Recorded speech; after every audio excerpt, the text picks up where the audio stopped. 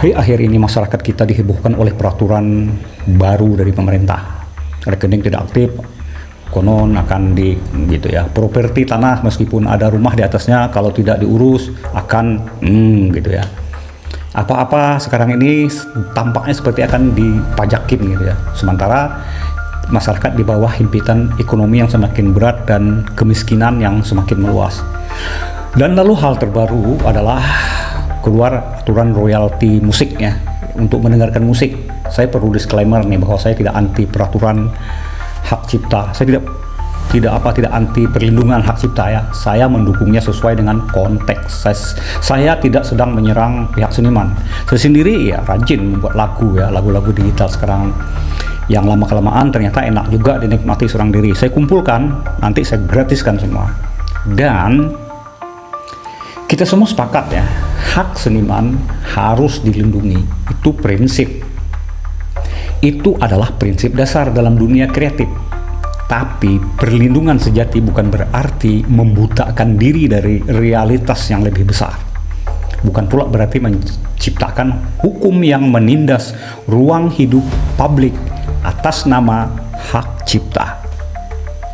Hari ini pemerintah ya melalui DJKE Kemenkumham mengharuskan pelaku usaha yang memutar musik di ruang publik agar membayar royalti tambahan meski mereka sudah berlangganan resmi platform musik seperti Apple Music atau Spotify misalnya.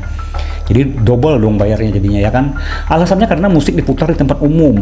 Literally musik normalnya memang untuk diputar dan dinikmati oleh banyak orang. Akibatnya banyak kafe, restoran, pusat kebugaran, hingga toko-toko memilih berhenti memutar musik. Mereka takut melanggar hukum. Mereka bingung dengan aturan tumpang tindih. Jadi mereka juga jengah dengan tekanan yang datang bertubi-tubi ya. Bertubi-tubi terhadap usaha. Dan ketika musik berhenti, siapa yang benar-benar dirugikan? Ini benar-benar nggak masuk akal pemerintah sekarang. Seniman, entah mereka yang mendukung aturan ini atau tidak, akan segera kehilangan panggung. Masyarakat kehilangan suasana dan kenikmatan. Ini akibatnya. Pemerintah juga akan semakin kehilangan kepercayaan publik. Juga akan kehilangan respect. Dan sekarang sudah mulai. Lalu muncul pertanyaan penting. Apakah benar ini demi melindungi seniman atau sekedar membesarkan industri pungutan royalti? Ini pasti ya orang-orang yang mindsetnya money lah. Konteks awalnya, kalau semua harus dibayar, maka seni akan kehilangan jiwanya. Kita perlu jujur ya pada diri sendiri ini ya.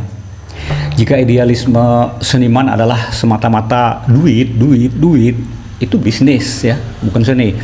Jika setiap nada, setiap suara, setiap harmoni harus ditukar dengan uang, maka seni itu kehilangan rohnya. Seni bukan sekedar komoditas.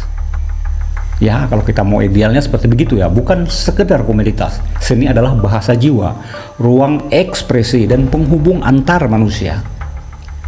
Bila semua ruang publik dipungut bayaran untuk menikmati seni, terutama musik nih, maka kita bukan sedang melindungi seniman, tapi sedang memperkosa makna daripada seni itu sendiri. Jadi sekarang begini, ada solusi ya. Mari kita bangun komunitas musik digital bebas royalti. Daripada terus saling menyalahkan, mari kita buka jalan baru. Dan untungnya ya di zaman sekarang ini mudah banget, dan pemerintah juga harus menyadari itu, jangan bodoh ya. Bentuk komunitas musik digital bebas royalti, tempat kreator lokal dan pengguna bertemu. Gunakan musik buatan AI kan sudah canggih nih. Musik open license dan karya musisi yang secara sadar memilih berbagi seperti Bang Roma misalnya. Ciptakan pusaka musik nasional yang bisa digunakan secara gratis 100% dan legal oleh pelaku usaha kecil, UMKM dan ruang publik. Dan jika hukum juga masih tidak memberi kesempatan ruang berbagi kreativitas seperti ini yang bebas sehat, maka ya tinggalkan musik berbagi. Tinggalkan musik berbayar royalti. Bukan karena benci kita pada seniman, tidak, sama sekali tidak. Kita butuh seniman juga, tapi karena kita ingin tetap patuh hukum tanpa kehilangan akal sehat. Ya kalau kita langgar kan kita melanggar hukum jadinya. Kan begitu. Jadi mari kita buat komunitas itu sesegera mungkin ya teman-teman. Buatlah grup-grup pembuat musik dan lagu-lagu bebas royalti, baik kreativitas manual individu maupun musik yang akan kita buat dengan bantuan AI.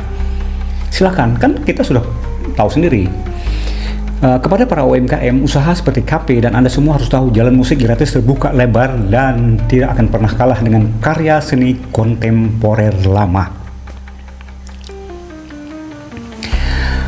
Akhir kata, mari lindungi seni, bukan bisnis atas namanya. Mari kita lindungi seni sesuai dengan konteksnya, bukan atas nama bisnisnya ya. Bisnis penting, tapi jangan seperti ini dong. Jika terus dibiarkan seperti ini, kita akan hidup dalam keheningan paksa. Musik hanya akan hadir di tempat elit aja. Di tempat elit ada musiknya, karena orang mampu bayar. Sementara rakyat kembali disuruh diam. Sampai musik pun ya, rakyat harus ditekan. Ini pemerintah sudah keterlaluan, sudah cukup. Pemerintah harus kembali ke akarnya, melayani rakyat, bukan memerasnya. Dan seniman, jika ingin dihormati juga harus menjaga idealisme seni, bukan hanya nominal royalti. Karena saat seni kehilangan nurani, ia hanyalah suara kosong yang dibungkus oleh harga. Bagaimana kalau menurut teman-teman? Setuju nggak kita buka komunitas atau grup-grup untuk menyediakan musik gratis? Silahkan komentar di bawah video ini. Sampai jumpa lagi.